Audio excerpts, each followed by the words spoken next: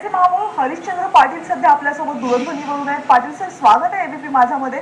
हायकोर्टाने जो स्थायी समिती बरखास्त करण्याचा निर्णय दिलेला आहे त्याबद्दल तुमचं काय म्हणणं आहे? स्थायी समिती बरखास्त विषयच नाहीये. स्थायी समितीचं गठनच झालेलं नाहीये, तर बरखास्तीचा विषयच येत नाहीये. हा, आणि हायकोर्टाचे जे काही निर्णय असेल ते आम्हाला सर्वांना फॉलोअप करायचे, ते मान्य करणार. आणि जे आतापर्यंत माझ्याकडे कुठल्याही प्रकारचे हायकोर्टाने काय निर्णय दिलाय? हा, ते निर्णय जे काही झाले निर्णय त्याची अजून परत उपलब्ध झालेली नाहीये.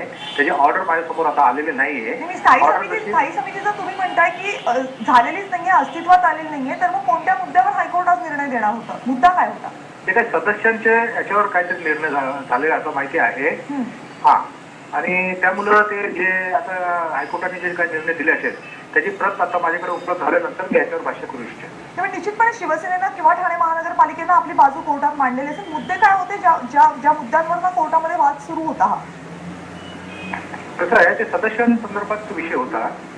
आलं का? सदस्य संदर्भात तो विषय चालू होता. आणि ते जे काय हायकोर्टाने निर्णय दिले असेल त्याची प्रत उपलब्ध झाल्यानंतर मी आपल्याला याची संपूर्ण सोयीस्कर माहिती देऊ शकतो. किती सदस्य आहेत सेना आणि भाजपचे स्थायी समितीवर? Sorry, I could not get you.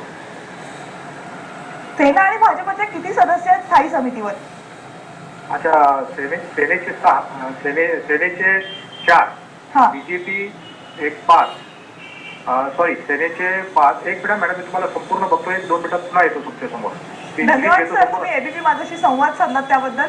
Thane महानगरपालिकेचे महापौर मात्र मुद्दा नेमका काय आहे त्यांना स्पष्ट करता आलेला नाहीये.